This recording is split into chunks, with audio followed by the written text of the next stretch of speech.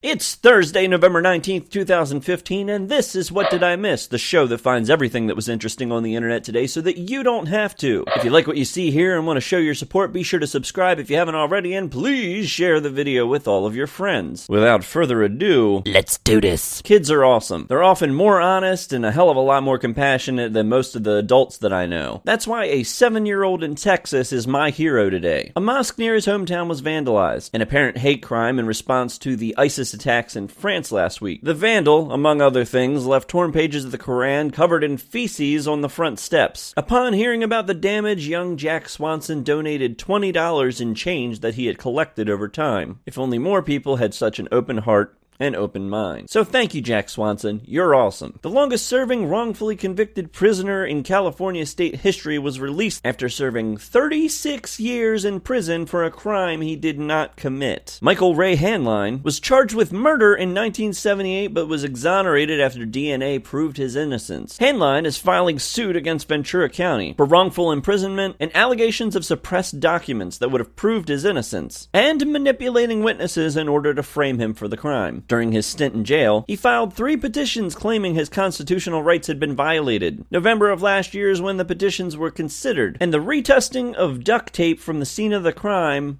verified those petitions. Scientists are warning that we're heading down a road that leads to antibiotic resistant diseases. There is a bacteria that they've identified that is now resistant to colistin, but that resistance is just the beginning. As different diseases become completely resistant to antibiotics, medicine in general could slip back to the dark ages. Common infections could kill once again, and patients could be undertreated. It was stated that unless there are alternate treatments available for a particular disease, more doctors will have to tell patients, I'm sorry, I can't treat your infection. Jealousy is ugly. Some women have a problem with you touching their man, let alone hugging them. Juanita Chappelle of Chattanooga didn't appreciate a woman hugging her man as they were leaving a homeless camp. So much so that she grabbed an axe and beat the woman in the face. When police arrived, the woman had a gash in her head and was missing several teeth. Hell hath no fury like a woman scorned with access to an axe. Perdue University is on the lookout for a stolen sculpture that is worth about $9 grand. The structure is 12 foot tall, 200 pounds, and is made of cedar. The thief left no trace of clues, and the Perdue Police Department is requesting that if you have any information, please give them a call. You'll probably recognize the structure if you see it. It's a pretty common thing at schools. It's a giant